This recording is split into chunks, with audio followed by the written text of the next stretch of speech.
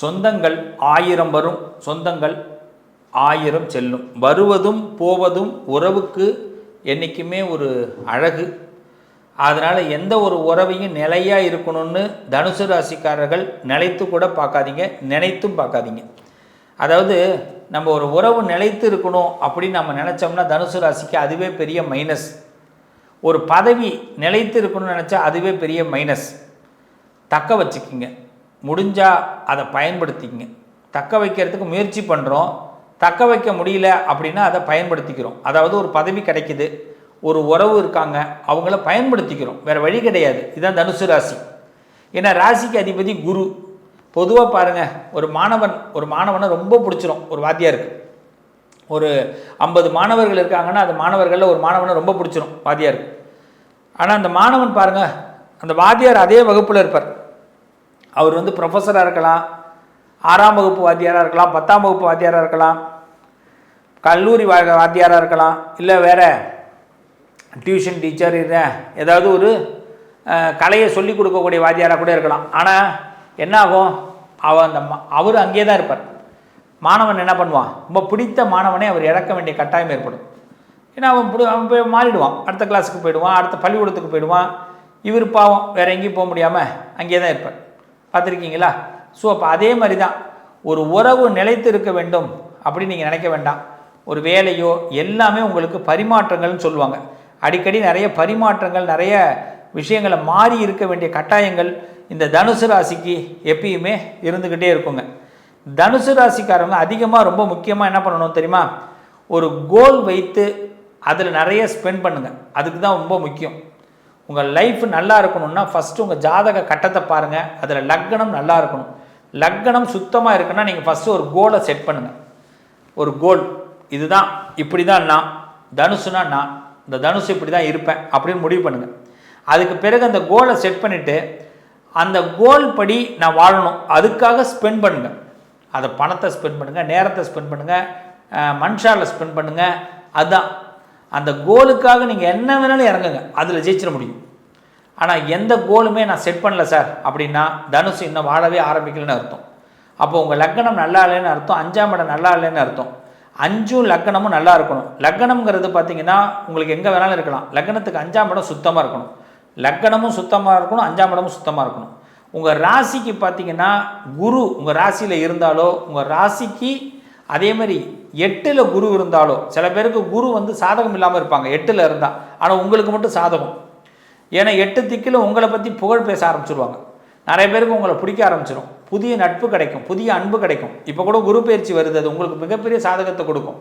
அதனால் ஒரு டேலண்ட் பர்சனாக நீங்கள் வருவீங்க, நிறைய லேர்ன் பண்ணுறதுக்குலாம் நிறைய வாய்ப்புகள் ஏற்படுத்தும். அது அடுத்த கட்டத்துக்கு பார்ப்போம்.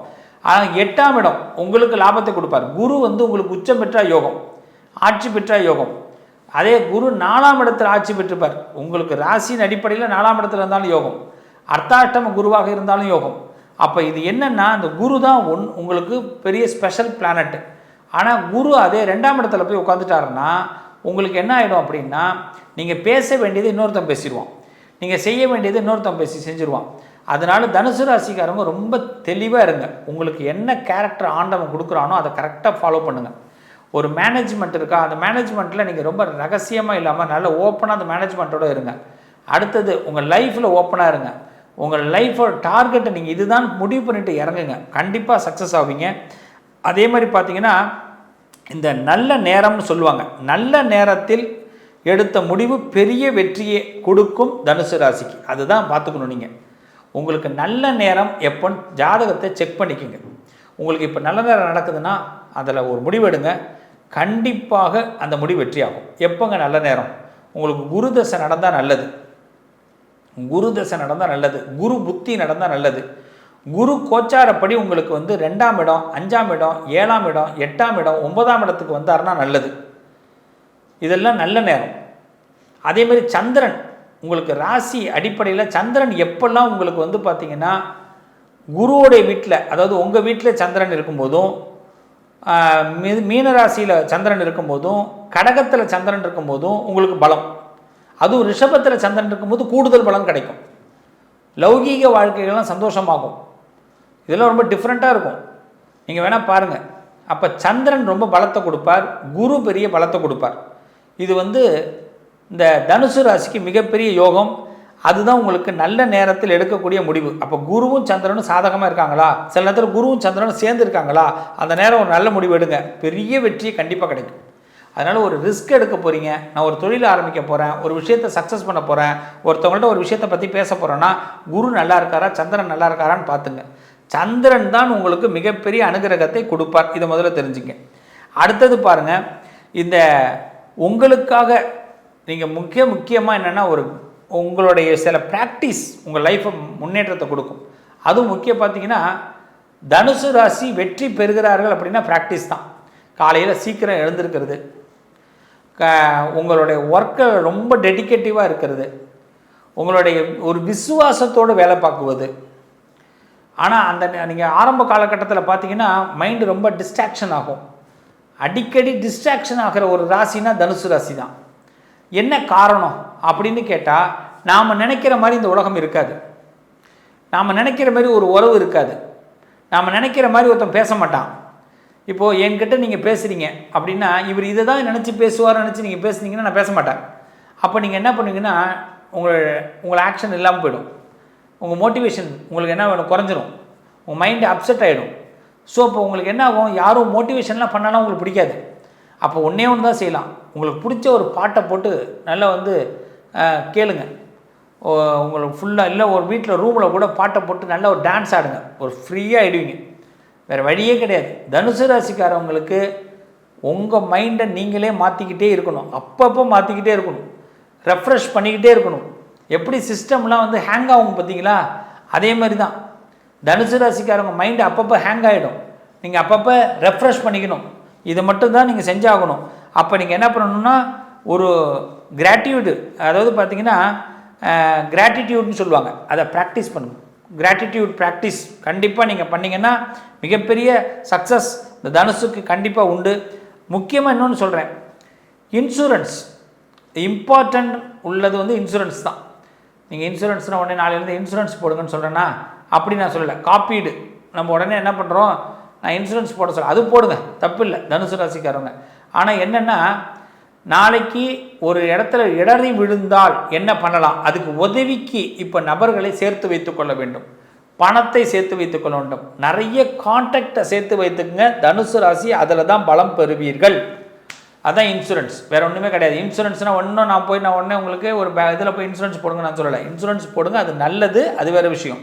நான் சொல்கிறது என்னென்னா இன்சூரன்ஸ் நீங்கள் அப்படின்றது தனுசு ராசிக்கு இம்பார்ட்டன்ட் அப்படின்றது நிறைய விஷயத்தை சேர்த்து. நாளைக்கு நான் கீழே விழுந்துட்டா அப்போ ஒரு மனுஷனை சம்பாதித்து வச்சுக்கணும், நிறைய மனுஷங்களை சம்பாதிச்சு வச்சுக்கணும், நிறைய மனிதர்கள் நல்ல மனிதர்களை உங்களோட பழக்க வழக்கங்களுக்கு ஏற்படுத்திங்க, அவங்களுக்கு விசுவாசமாக இருங்க.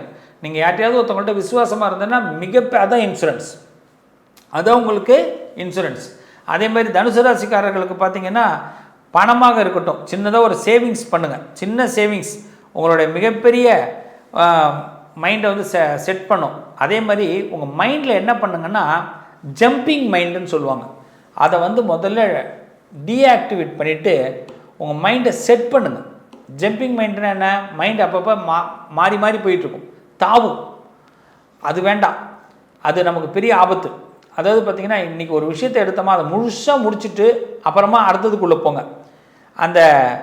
அதாவது மைண்டை கரெக்டாக செட் பண்ணுங்கள். அதாவது ஓப்பனாக சொல்ல போது பார்த்திங்கன்னா கேம்பிளிங் மைண்ட் செட்னு சொல்லுவாங்க. இப்போ இந்த மைண்டை கரெக்டாக செட் பண்ணிட்டீங்கன்னா உங்களுக்கு மிகப்பெரிய சக்ஸஸ் ஏற்படும்.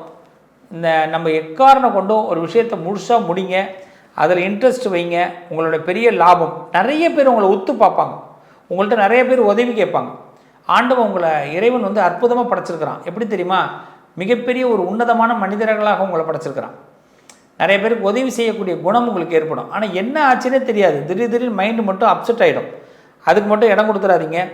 நிறைய லேர்னிங் பண்ணுங்கள், never stop learning, never stop please. நிறைய விஷயத்த படிங்க, படிச்சுக்கிட்டே இருங்க, கற்றுக்கிட்டே இருங்க. தனுசு ராசி அதான், மனுஷனை பற்றி தெரிஞ்சுங்க, பணத்தை பற்றி தெரிஞ்சுங்க, உலகத்தை பற்றி தெரிஞ்சுங்க. ஒன்று புத்தகத்தை மட்டும் திறந்து படிக்கிறதுன்னு சொல்லலை, நான் புத்தகம் படிங்க அது வேறு விஷயம், உலகத்தை படிங்க. இவங்கெல்லாம் யார்? நாம் ஏன்னா நிறைய இடத்துல ஏமாற்றத்தை தனுசு ராசி சந்திக்கிறது எதனால தெரியுமா? இந்த உலகத்தை நான் சந்திக்க மறந்துட்டேங்க, உலகத்தை படிக்க மறந்துட்டேங்க, அதனால தான் தனுசு ராசிக்காரர்கள் நிறைய ஃபெயிலியரை சந்திக்கிறோம். அதனால் இன்னிலேருந்து உலகத்தை படிங்க, மனிதர்களை படிங்க, தெரிஞ்ச விஷயத்தை படிங்க, பக்கத்தில் உள்ளவங்களை பற்றி படிச்சுக்கங்க. படிக்கிறதுனா லேர்னிங். அதாவது நான் திரும்பி உங்களுக்கு ஒன்று சொல்கிறேன், லேர்னிங் நெவர் ஸ்டாப். என்றைக்குமே நீ லேர்ன் பண்ணுறதை நிறுத்தாத. உன் வாழ்க்கை நல்லாயிருக்கும். தனுசு ராசி பிள்ளைகளா, உங்கள் கோல் வைத்து ஸ்பெண்ட் பண்ணுங்கள். அந்த கோலுக்கு நீங்கள் ஸ்பெண்ட் பண்ணிங்கன்னா சக்ஸஸ் பண்ண முடியும். உங்கள் ராசி மிகப்பெரிய யோகத்தை கொடுக்கக்கூடியது. இன்னும் சில சுவாரஸ்யங்களை பற்றி நான் சொல்ல போகிறேன் அடுத்த பதிவில். Wait and see. உங்கள் அதிர்ஷ்டத்திற்கான தீர்வு: கல்வி, பதவி, யோகம், தொழில் வளர்ச்சி பெருக. ஜாதகம், வாஸ்து, திருமண பொருத்தம் பார்க்கவும், பிரசன்னம் கேட்கவும். Positive line doctor Sivasri Manikanda Sivam. தொடர்பு கொள்ள வேண்டிய வாட்ஸ்அப் எண் 7904137178.